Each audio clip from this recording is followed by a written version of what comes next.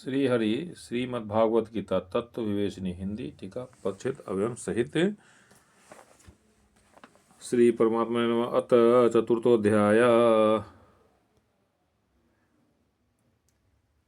यहाँ ज्ञान शब्द परमार्थ ज्ञान अर्थात तत्व ज्ञान का, कर्म शब्द कर्म योग अर्थात योग मार्ग का और संन्यास शब्द सांख्य योग अर्थात ज्ञान मार्ग का वाचक है। विवेक ज्ञान और शास्त्र ज्ञान भी ज्ञान शब्द के अंतर्गत है। इस चौथे अध्याय से भगवान ने अपने अवतरित होने के रहस्य और तत्व के सहित कर्मयोग तथा संन्यास योग का और इन सब के फलस्वरूप जो परमात्मा के तत्व का यथार्थ ज्ञान है उसका वर्णन किया है। इसलिए इस अध्याय का नाम ज्ञान कर्म संन्यास योग रखा गया है। इस अध्याय के पहले और दूसरे श्लोक में कर्म योग की परंपरा बतलाकर तीसरे में उसकी प्रशंसा की गई। चतुर्थ में अर्जुन ने भगवान से जन्म विषयक प्रश्न किया है। इस पर भगवान ने पांचवें में अपने और अर्जुन के बहुत जन्म होने की बात और उन सबों को मैं जानता हूँ तू नहीं जानता यह बात कहकर छठे सातवें और आठवें में अपने अवतार के तत्व रहस्य समय और निमित्तों का वर्णन किया है। नौवें और दसवें में भगवान के जन्म कर्मों का दिव्य समझने का और भगवान के आश्रित होने का फल भगवान की प्राप्ति बतलाया गया है। 11वें में भगवान ने अपने भजन करने वालों को उसी प्रकार भजने की बात कही है। 12वें में अन्य देवताओं की उपासना का लौकिक फल शीघ्र प्राप्त होने का वर्णन किया है। 13वें और 14वें में भगवान ने अपने को समस्त जगत का कर्ता होते हुए भी अकर्ता समझने के लिए कहकर अपने कर्मों की दिव्यता और उसके जाने का फल कर्मों से न बांधना बतलाते हुए 15वें भूतकालीन मोक्षों का उदाहरण देकर अर्जुन को निष्काम भाव से कर्म करने की आज्ञा दी है। 16वें से 18वें तक कर्मों का रहस्य बतलाने की प्रतिज्ञा करके कर्मों के तत्व को दुर्विज्ञ और उसे जानना आवश्यक बतलाकर कर्म में अकर्म और अकर्म में कर्म देखने वालों की प्रशंसा की है। और 19वें से 23वें तक कर्म में अकर्म और अकर्म में कर्म दर्शन करने वाले महापुरुषों के और साधकों के भिन्न भिन्न लक्षण और आचरणों का वर्णन करते हुए उनकी प्रशंसा की है।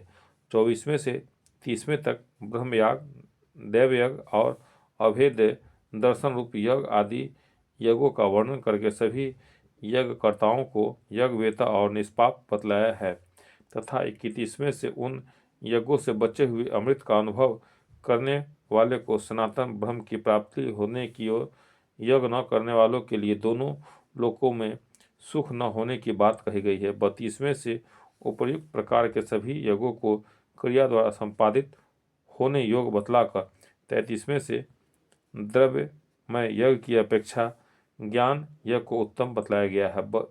34वें और 35वें में अर्जुन को ज्ञानी महात्माओं के पास जाकर तत्व ज्ञान सीखने की बात कहकर तत्व ज्ञान की प्रशंसा की है।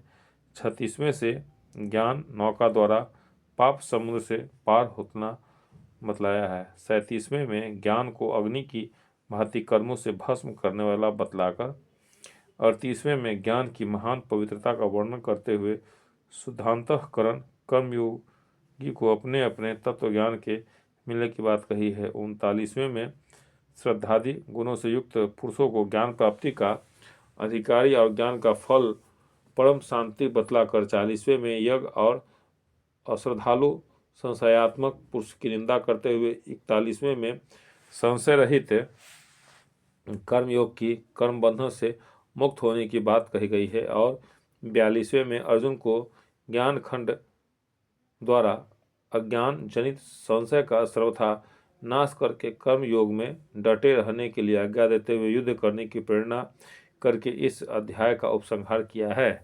संबंध तीसरे अध्याय के चौथे श्लोक से लेकर 39वें श्लोक तक भगवान ने बहुत प्रकार से विहित कर्मों के आचरण की आवश्यकता का प्रतिपादन करके 30वें श्लोक में अर्जुन को भक्ति प्रधान कर्मयोग की विधि से ममता आसक्ति और कामना का सर्वथा त्याग करके भगवत अर्पण बुद्धि से कर्म करने की आज्ञा दी है। उसके बाद 41वें 35वें श्लोक तक उस सिद्धांत के अनुसार कर्म करने वालों की प्रशंसा और न करने वालों की निंदा करके राग द्वेष में वश में न होने के लिए कहते हुए स्वधर्म पालन पर जोर दिया है। फिर 36वें श्लोक में अर्जुन के पूछने पर 37वें से अध्याय समाप्ति पर्यंत कामों को सारे अनर्थों का हेतु बतलाकर बुद्धि के द्वारा इंद्रियों और मन को वश में करके उसे मारने की आज्ञा दी है। परंतु कर्मयोग का तत्व बड़ा ही गहन है, इसलिए अब भगवान पुनः उसके संबंध में बहुत सी बातें बतलाने के उद्देश्य से उसी का प्रकरण आरंभ करते हुए पहले 3 श्लोकों में उस कर्मयोग की परंपरा बतलाकर उसकी अनादि सिद्धि करते हुए प्रशंसा करते हैं। श्री भगवान वाचा, श्री भगवान बोले, मैंने इस अविनाशी योग को सूर्य से कहा था। सूर्य ने अपने पुत्र वैवस्वत मनु से कहा और मनु ने अपने पुत्र राजा इक्ष्वाकु से कहा।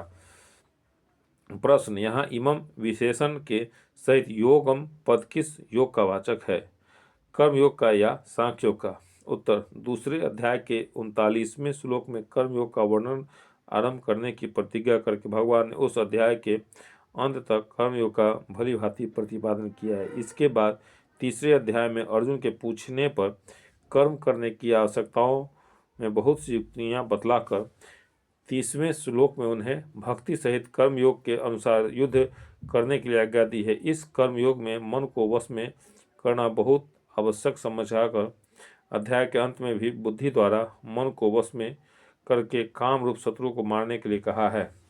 इससे मालूम होता है कि तीसरे अध्याय के अंत तक प्राय कर्मयोग का ही अंग प्रत्यंगों सहित प्रतिपादन किया गया है। इमम पद जिसका प्रकरण चल रहा हो उसी का वाचक होना चाहिए। अतः यह समझना चाहिए कि यहाँ इमम विशेषण के सहित योगम पद कर्मयोग का ही वाचक है। इसके सिवा इस योग की परंपरा बतलाते हुए भगवान ने यहाँ जिन सूर्य और मनु आदि के नाम गिनाए हैं वे सब गृहस्थ और कर्मयोगी ही हैं तथा आगे इस अध्याय के 15वें श्लोक में भूतकालीन मुछों का उदाहरण देकर भी भगवान ने अर्जुन को कर्म करने के लिए आज्ञा दी है। इससे भी यहाँ इमम विशेषण के सहित योगम पद को कर्मयोग का ही वाचक मानना उपयुक्त मालूम होता है। बोल दे कृष्ण भगवान की जय, राधा रानी सरकार की जय।